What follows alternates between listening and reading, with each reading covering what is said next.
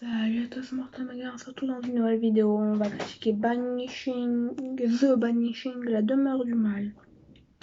Réalisé par Christopher Smith avec Jessica Brown-Findlay, scénariste John Efferman, Anya McKenna-Brace, Adam Ungill et John Lynch. Donc, Banishing est un film d'horreur sorti en 2021.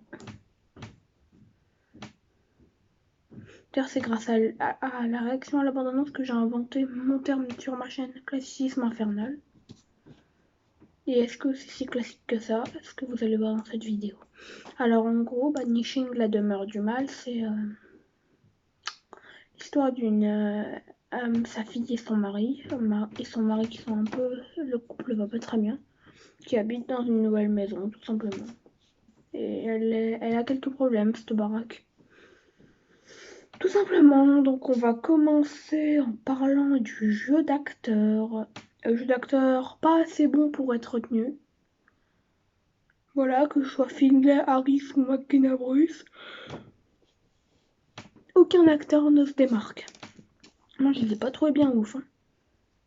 Ils sont pas mauvais pour autant, hein. Attention. Hein. J'ai pas dit que les acteurs étaient mauvais.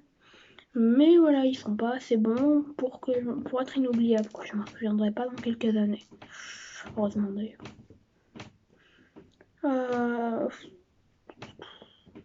Ensuite, les personnages. Personnages pas du tout marquants, autant que le jeu d'acteur. Clichés au possible. Et en plus, les personnages secondaires sont très mal amenés.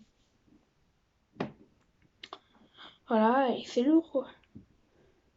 En gros, si vous préférez, il y avait un personnage secondaire. Déjà, ils sont beaucoup plus clichés que les personnages principaux. Les personnages secondaires sont très mal utilisés. Les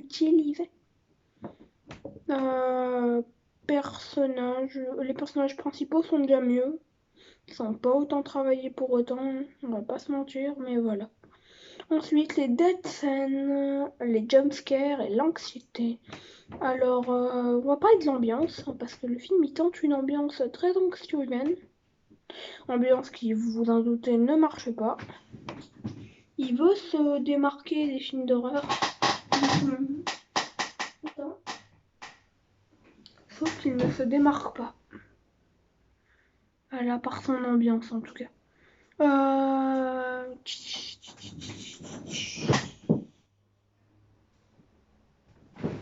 Donc, ensuite, en plus ça marche pas quoi. Les screamers, ils sont petits et nuls. Il n'y a pas beaucoup de screamers, mais le peu qu'il y a, ils sont pas très appréciables. Ensuite, les dead scènes, il y en a pas beaucoup. Il y en va y avoir peut-être même pas, je peux pas vous le dire. Le scénario est l'un des meilleurs points du film, on va pas se mentir. Sans pour autant être exceptionnel, mais c'est pas le meilleur point du film. Donc le scénario est très classique, hein, c'est pas le scénario du siècle, mais pour ce qu'il veut faire, il y arrive. Voilà.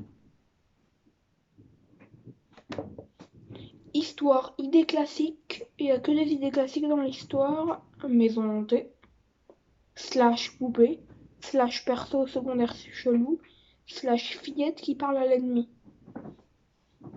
et qui croit que c'est son ami. Voilà toutes les petits clichés de l'histoire. Ensuite, en plus, il se passe rien. Et comme j'ai dit tout à l'heure, l'ambiance, elle est assez mauvaise. J'ai pas trop apprécié l'ambiance, voilà. Ensuite, la musique et le doublage. On a une musique assez simple et un bon doublage. Plan / effets spéciaux. Plan parfois intéressant, mais seulement bon. Les effets spéciaux, ils sont pas extraordinaires. Ils sont suffisants, voire même parfois un peu mauvais. Mais ils suffisent. Après, le meilleur point du film, j'ai trouvé que c'était la colorimétrie. Les couleurs qui étaient utilisées sont hyper bien gérées, j'ai bien aimé. Vraiment, c'est la couleur qui sauve le film. Fin beaucoup trop peu originale pour être bonne, et la fin est tellement prévisible en plus. En plus, il y a une toute fin, voilà, elle est pas ouf quoi. dans l'église. Il y a une toute fin qui est pas...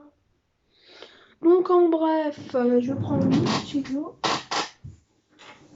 Je prends mon stylo et je mets la note. Donc sur 20, je mettrai 2,5 sur 5. 5 sur 10. 9,75 sur 20. C'est du niveau de pourri gâté. Voilà, bah c'est la fin de cette vidéo. On se retrouve dans une autre vidéo prochainement. C'était Morte Omega. Ciao la famille.